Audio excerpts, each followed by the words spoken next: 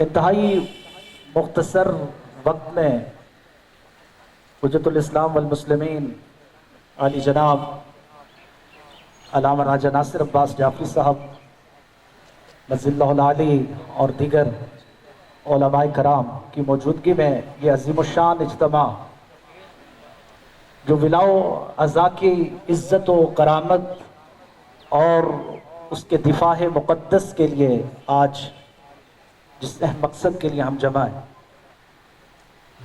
میں کوئی لمبی گفتگو نہیں کرنا چاہوں گا، لیکن جو گفتگو ہو رہی ہے اس کا جواب بھی دینا مناسب نہیں ہے اور ہونا بھی نہیں چاہیے، لیکن الحمدللہ یہ اجتماع ولائی اجتماع ہے۔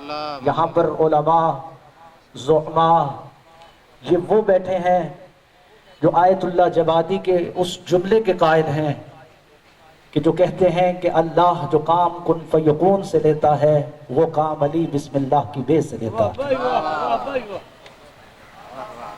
ہم ولایت تقوینی، اس کے جوہر، اس کے کمال اور اس کے ماخذ کو سمجھتے بھی ہیں، جانتے بھی ہیں اور اس پر عمل پیرا ہیں، اور کوشش کر رہے ہیں کہ اس ملک میں وہ عقیدہ جو قائد شہید علامہ عارف حسینی کا ہے، جو علماء اعلام کا ہے، اس کی اشاعت اور نشر و اشاعت ضروری سمجھتا ہوں۔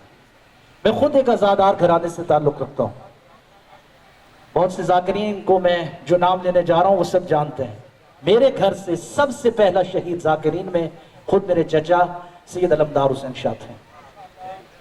سید علمدار حسین شاہ میرے سکے چچا تھے اور وہ ذاکرین کی صف کے پہلے شہید ہیں۔ انہوں نے شہادت دی ہے اس مکتب کے لیے، اس احیاء کے لیے۔ ہر شہید اپنا خون دے کر ہم پر ایک قرض چھوڑ کر جاتا ہے، اور وہ قرض وحدت کا ہے، اتحاد کا ہے، یکجہتی کا ہے۔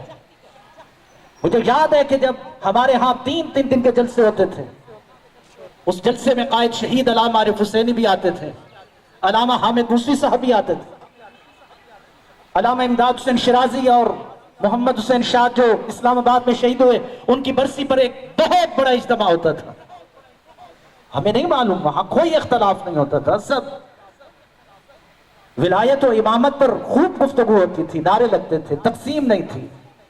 آج جس طرف ہمیں توجہ کرنے کی ضرورت ہے وہ بہت اہم ہے کہ ایک قول ہم دوسروں کے لیے اپنایا کرتے تھے کہ آج وحدت کے لیے بہت ضروری ہے کہ کسی کے عقیدے کو چھیڑو نہیں، اپنے عقیدے کو چھوڑو نہیں۔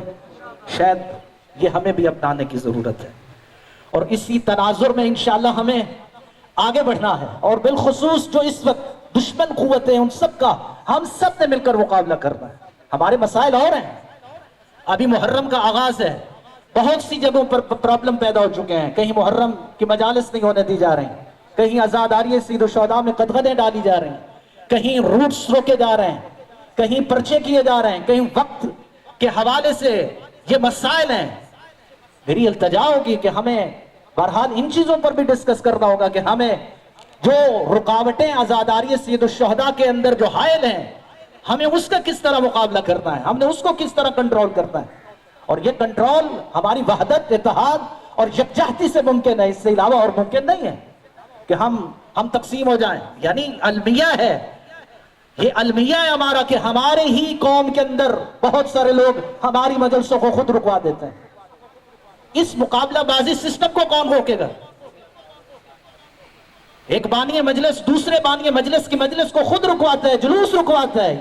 یہ کون؟ یہ کوئی دشمن سازش کر رہا ہے؟ یہ تو خود ہم اپنے خلاف سازش کر رہے ہیں۔ اگر آزاداری سید الشہداء پر بات ہے تو یہ بہت اہم مسائل ہیں ہمارے ہیں، اور اس کے تحفظ و دفاع کے لیے ہم سب کو کوشاں ہونا ہے، آگے بڑھنا ہے۔ خدا را ہم سب کو ایک ہو۔ آج ایک شخصیت نے میدان علم اٹھایا ہے، میدان میں اترا ہے، ہمیں ان کا حوصلہ بڑھانا ہوگا، ہمیں ان کی ہمت بڑھانا ہوگی، ان کو حوصلہ دینا ہوگا کہ آپ قدم بڑھائیں، آپ ان دشمنوں کا مقابلہ کریں جو استعماری اور استکباری سوچ لے کر میدان میں کھڑا ہے، جو ہمیں توڑنا چاہتا ہے، جو ہمیں منتشر کرنا چاہتا ہے، جو ہمیں دست و گریباں کروانا چاہتا ہے، تاکہ ان کے عزائم کو سمجھ کر ان کا حقیقی اور صحیح مقابلہ کیا جا سکے۔ یہ اصل ہمارا محور و مرکز ہو، اور انشاءاللہ کوشش کریں کہ ہم اپنے جو مسائل ہیں ان پر ڈسکس کریں. تحفظ آزاداری سید الشہداء ہماری شہرگ حیات ہے. قائد شہید نے کہا تھا آزاداری سید الشہداء ہماری شہرگ حیات ہے. جس طرح پانی مچھلی پانی کے بغیر نہیں رہ سکتی، ہم بھی آزاداری سید الشہداء کے بغیر نہیں رہ سکتے. ہم زندہ ہیں تو اس آزاداری کی وجہ سے زندہ ہیں. اب اس کو بقا دینا ہے، اس کو دوام دینا ہے. لہٰذا یہ ایک آواز ہے آپ کی خدمت میں پہنچائی ہے. انشاءاللہ کوئی مسئلہ نہیں. اگر آج بھی ہم ایک صحیح سمت کا تعین کریں اور اس کی طرف بڑھیں تو ساری مشکلیں حل ہو سکتی ہیں. السلام علیکم ورحمۃ اللہ.